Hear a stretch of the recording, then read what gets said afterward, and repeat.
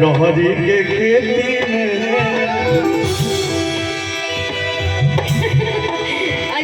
देसी लड़का ना ठीक आइए कि हमके पटावे ला तू फूलवे से ले और रसगुल्ला ले हमारा चला के रसगुल्ला मन हम रसगुल्ला से मारेंगे। ये कह रहे कि हमके पटावे ला तू फूलवे से हमारा चला के रसगुल्ले में जलेबी भी चलेगा कि कहत यहवारा बाड़ू बड़ले बड़ा अब बुझत बेचारा बाड़ू कि भड़के लू पहिला बाजा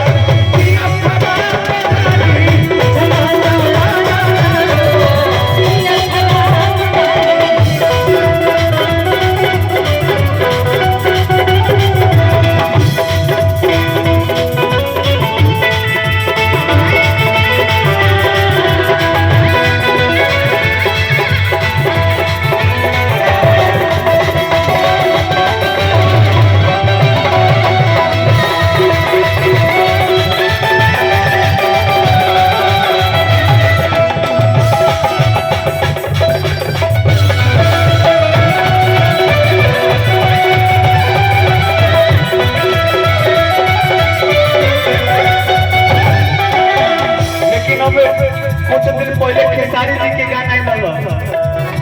रुक के भैया कि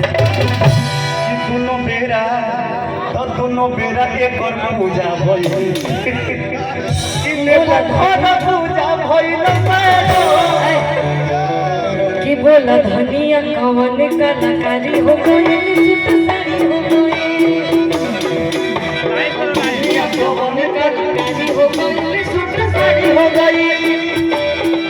दोनों बेरा एक पूजा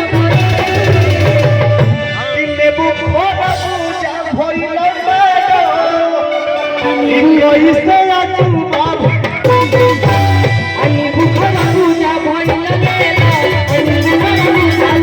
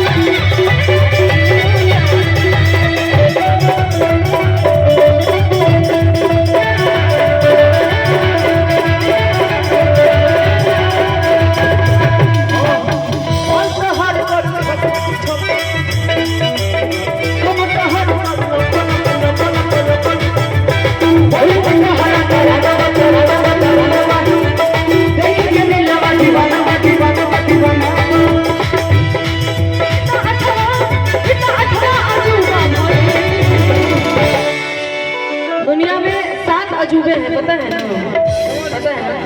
हम ही 8वां भाई। अच्छा ये भूमिया क्या करना हो गया है ना तनीषा जी आपके लिए कहना है मैं इसकी आप मेरा साथ दीजिएगा कि बूझो ना पड़ो किसी